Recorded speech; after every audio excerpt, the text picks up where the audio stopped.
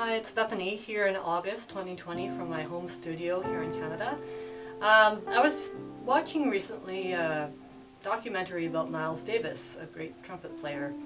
The thing I found really compelling was his son talking about how his gifts were like water and how without water he couldn't live. So I feel that way about my art, and I'm glad that you are watching and in some way you're supporting me. Thank you. I'm going to read to you today from chapter 1 in my book Wisdom.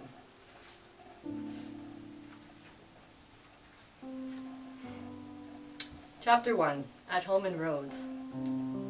The fire sparked upward into the dry blackness.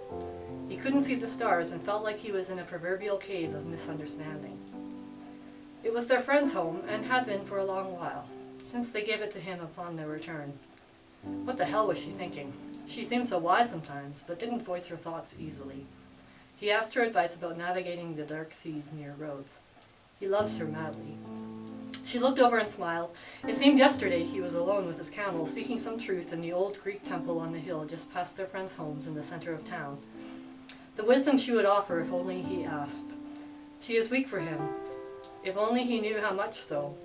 The sun began to rise after a long night, and she got up from her sleeping mat to go talk to him near the entrance of the cave. A wise man once said, "There's your story, there's my story, and then there's the truth." She puzzled him sometimes, even after all their adventures together. She said goodbye and went off on an exploratory trip alone down the hill to find some water. It had once been quite rare to find it. He suddenly remembered an old well at the back of the cave. Did he hear it dripping, or was it just their imagination? It seemed a week since their last drink, and remained at the entrance to the cave, sighing. They had no status in their society, and what pittance they made came from the sale of their services as musicians. It was a difficult road, but worth it as they pursued their passions and told wonderful tales to anyone who would listen. He picked up a small piece from the game they often played. Small though it was, he liked the Roman numerals inscribed on the ends, and placed the piece into the hole cut for it from a square piece of olive wood. Was it in the right order? Did it all add up? The game kept them intrigued for hours, and it seemed hours since she'd gone. Would she come back soon? He brought out the ancient scroll from among their meager belongings after a while. A map, it seemed, to his soul. He followed it once when he was young, trying to find true love, the answer to his soul's pain. The clues were so vague. Each glowing spot sparked a memory. He could barely remember some places. Dry they were becoming even then.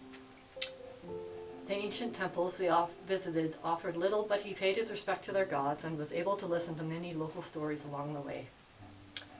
A wise man once said, "People are complex." He remembered the spectre and how it appeared sometimes in front of him as he walked. Her glittering sword offered no comfort, only apprehension. She stared boldly, piercing his searching soul. Did she see his secrets? He thought he would find, then, there, in the distance, was his friend. He wouldn't see him again in this life. He remembered the way he walked, like a chic, but humbly, and was always a caring person, especially about the deeper things.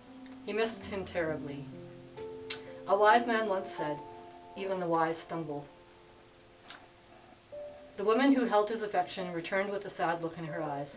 Smiling slightly, she opened her arms and placed 3 jars near him. What were they? She said they contained minerals and spices she found on the way to the river she couldn't quite reach. He didn't realize she collected them. They smelled of old things, ancient and true. It was so arid, her tears seemed the only drink he could find. He kissed her quietly all over her sweet face, saying they'd get water again, even if they had to send someone else for it. A wise man once said, "Go back to what you know." The lush palm trees swayed in the night wind. Their friend whose cave they were staying in helped them, finding water, then filling satchels for the horses at the battlefront. Laying down before the waters, they quenched their thirst, like animals thanking the gods. It seemed so rare still to get hold of such a drink.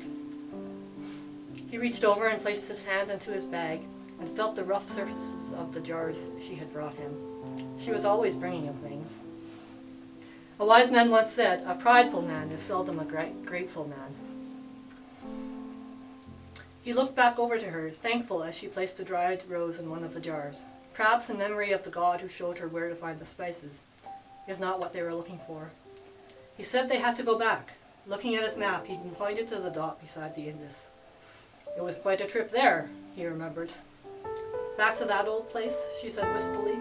It is a very, very long way, and we don't have enough water, nor the stamina to go again.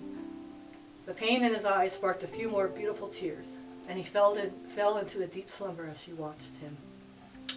A wise man once said, "You have come a long way to get this far."